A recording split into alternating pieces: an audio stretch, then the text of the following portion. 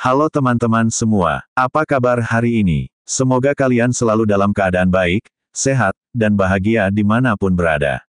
Di channel ini, kita akan menjelajahi cerita dan narasi menarik yang pastinya bisa menambah wawasan dan menginspirasi.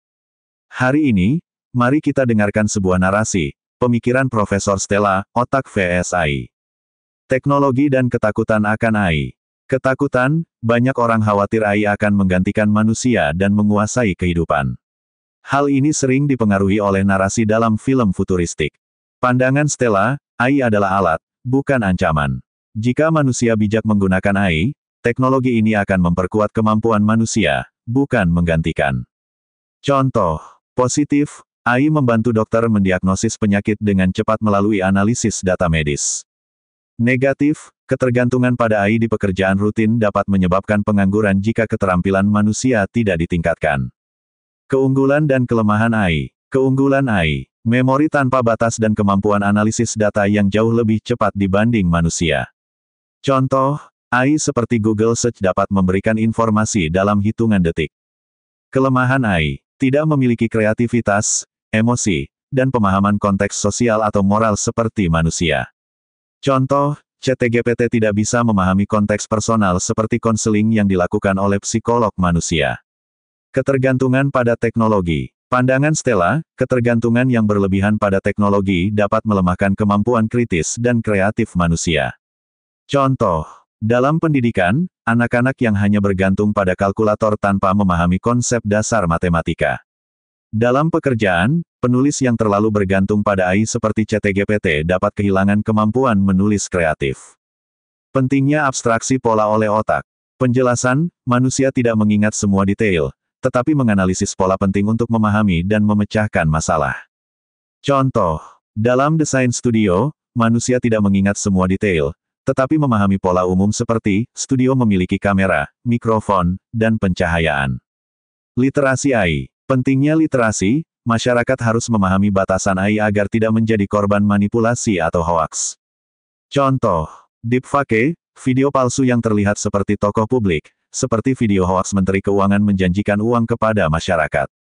Solusi, pendidikan literasi digital untuk mengenali manipulasi digital dan memahami bahwa AI bekerja berdasarkan data yang dapat bias. Pendidikan dan skor PISA rendah di Indonesia. Masalah, skor PISA kemampuan membaca, matematika, dan sains Indonesia rendah. Banyak siswa tahu teori, tetapi kesulitan menerapkannya. Penyebab, pembelajaran pasif, tanpa latihan aktif seperti bertanya atau diskusi. Solusi Stella, mendorong diskusi aktif di kelas. Menyesuaikan metode pengajaran dengan kebutuhan siswa. Contoh, menggunakan eksperimen sederhana untuk mengajarkan konsep fisika, bukan hanya teori di buku. Pentingnya komunikasi dan bermain untuk anak-anak. Pandangan Stella, bermain membantu anak belajar memecahkan masalah, beradaptasi, dan mengembangkan kreativitas. Contoh, permainan kelereng mengajarkan fisika dasar, seperti memperkirakan kekuatan saat menyentil kelereng. Permainan roleplay membantu anak belajar berkolaborasi dan bernegosiasi. Peran guru dalam pendidikan. Pandangan Stella, guru berkualitas adalah kunci sukses pendidikan. Sistem penghargaan dan pelatihan perlu dirancang untuk mendukung guru. Contoh, Vietnam, mengirim guru berkualitas ke daerah terpencil untuk melatih guru lokal. Indonesia, program guru penggerak membantu meningkatkan kualitas pendidikan. Kritik terhadap IQ dan mindset. Pandangan Stella, IQ bukanlah ukuran pasti kecerdasan. Fokus harus pada growth mindset, keyakinan bahwa kecerdasan dapat berkembang, dibandingkan fixed mindset, keyakinan bahwa kecerdasan tetap. Contoh, anak yang dianggap tidak pandai matematika dapat berkembang jika diberikan pengajaran yang menyenangkan dan relevan. Ekosistem penelitian di Indonesia. Masalah, penelitian di Indonesia terpusat pada institusi tertentu, sehingga tidak kompetitif dan kurang efisien. Solusi Stella, melibatkan universitas dalam penelitian untuk meningkatkan kualitas dan kompetisi. Contoh, Silicon Valley berkembang pesat karena kolaborasi industri dan universitas seperti Stanford. Tantangan dalam pemanfaatan teknologi. Pandangan Stella, pemanfaatan teknologi membutuhkan kebijakan yang didukung oleh penelitian dan bukti ilmiah. Contoh, hilirisasi rumput laut menjadi produk kosmetik bernilai ekonomi tinggi. Penelitian diperlukan untuk mengembangkan teknologi pengolahan. Pentingnya menulis. Pandangan Stella, menulis adalah bentuk berpikir.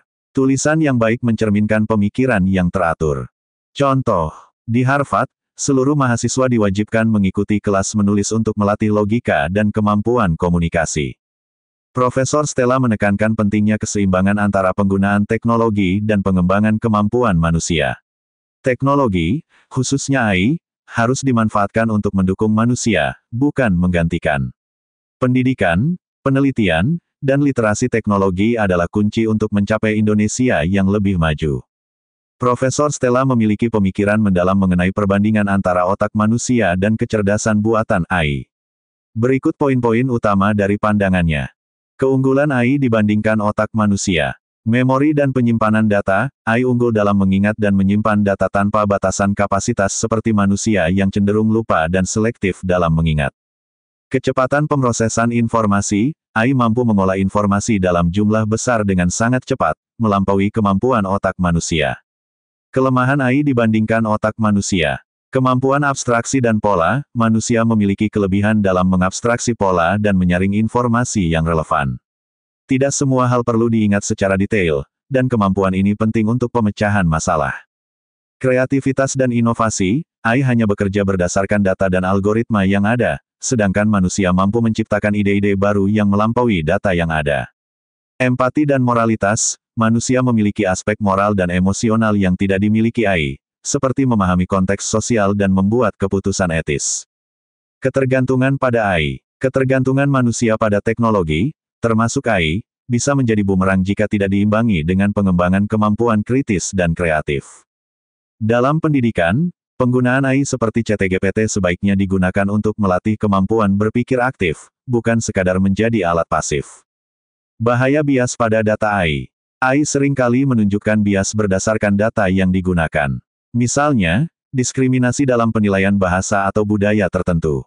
Bias ini bisa menjadi masalah serius jika AI digunakan dalam pengambilan keputusan penting, seperti hukuman hukum atau penilaian kemampuan seseorang. AI sebagai alat, bukan ancaman.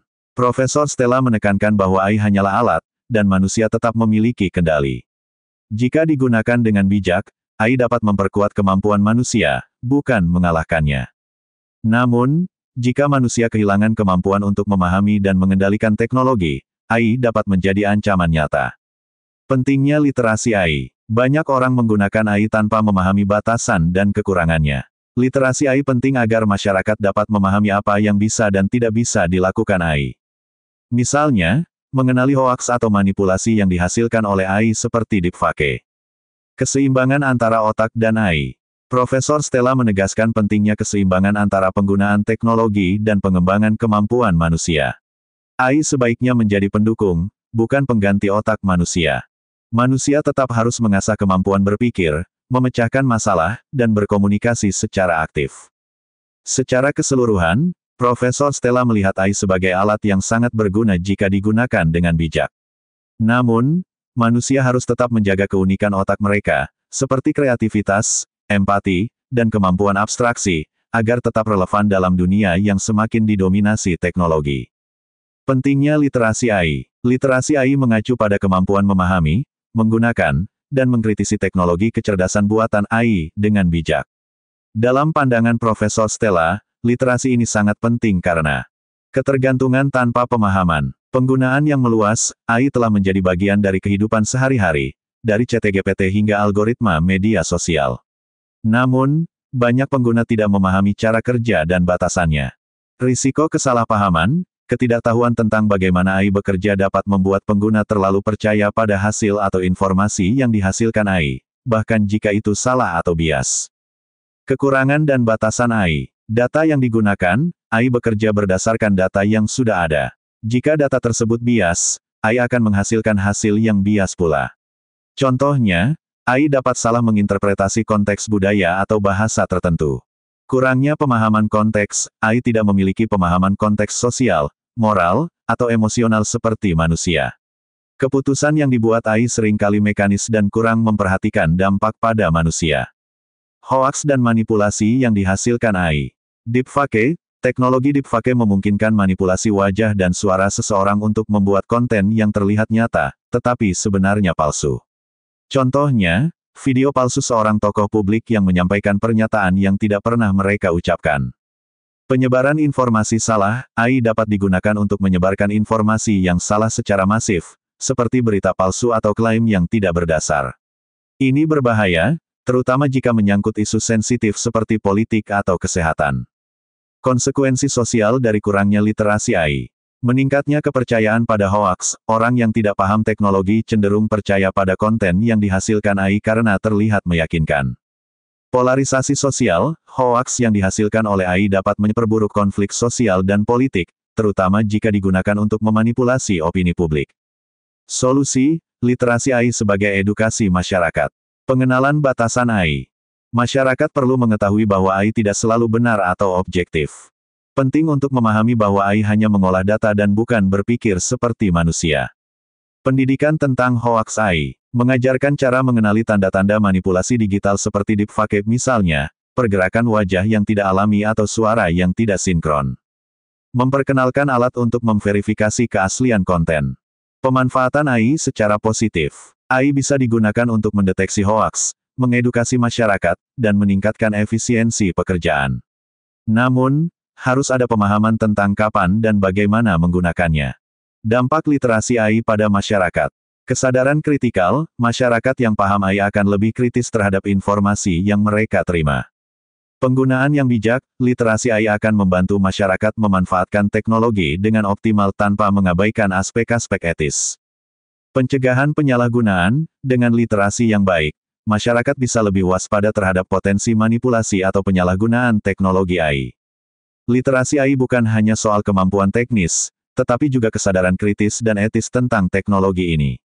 Tanpa literasi AI, masyarakat berisiko menjadi korban manipulasi teknologi, sementara dengan literasi AI, teknologi ini dapat menjadi alat yang sangat bermanfaat untuk kehidupan sehari-hari.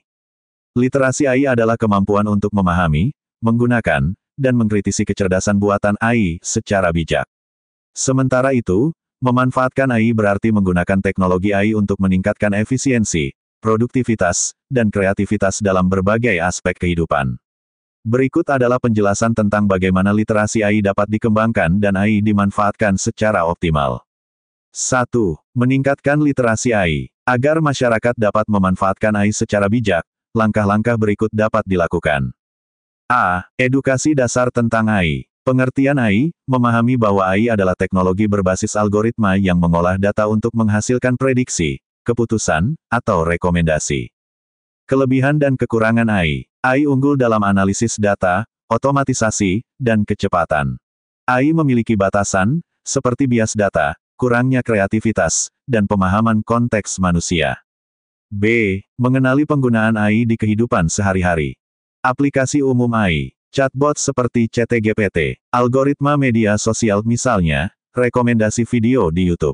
AI di layanan kesehatan misalnya, diagnosa berbasis data.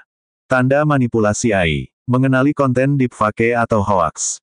Memahami bahwa informasi yang terlihat nyata tidak selalu benar. C. Mengembangkan kritis berpikir terhadap AI. Validasi informasi, jangan langsung percaya hasil AI. Gunakan sumber lain untuk memverifikasi kebenaran. Pahami bias data, AI hanya sebaik data yang diberikan. Jika datanya bias, hasilnya pun bias. D. Melatih etika penggunaan AI. Gunakan AI untuk tujuan yang bermanfaat, bukan untuk manipulasi, pelanggaran privasi, atau penyebaran informasi palsu. Hormati hak cipta, data pribadi, dan hak-hak digital lainnya. 2. Memanfaatkan AI secara optimal. Setelah memiliki literasi dasar, berikut adalah cara memanfaatkan AI dalam berbagai bidang. A. Produktivitas dan pekerjaan. Otomatisasi tugas. Gunakan AI untuk tugas rutin seperti pengolahan data, penjadwalan, atau manajemen proyek. Contoh, alat seperti Trello dan Notion menggunakan AI untuk mengatur tugas. Asisten virtual. AI dapat membantu dalam menulis email, menyusun laporan, atau membuat presentasi. Contoh, ChatGPT untuk brainstorming atau draft dokumen. B. Pendidikan. Personalized learning. Gunakan platform berbasis AI untuk pembelajaran adaptif yang sesuai dengan kebutuhan individu.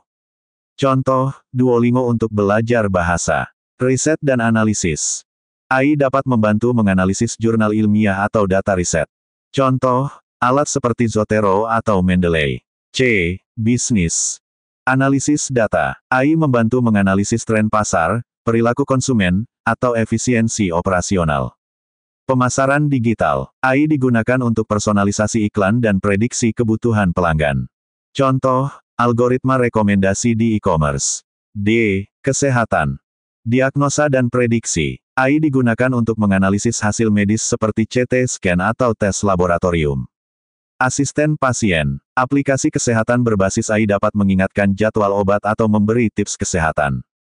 E. Kreativitas dan seni. Desain grafis dan musik. Gunakan AI untuk membuat desain atau komposisi musik. Contoh, Canva menggunakan AI untuk menghasilkan template desain. Penulisan dan konten. AI membantu membuat artikel, cerita, atau skrip. Contoh, alat seperti Jasper AI atau Sudowrite. F. Kehidupan sehari-hari. Manajemen rumah. Gunakan AI di perangkat pintar seperti Alexa atau Google Home untuk mengontrol rumah pintar.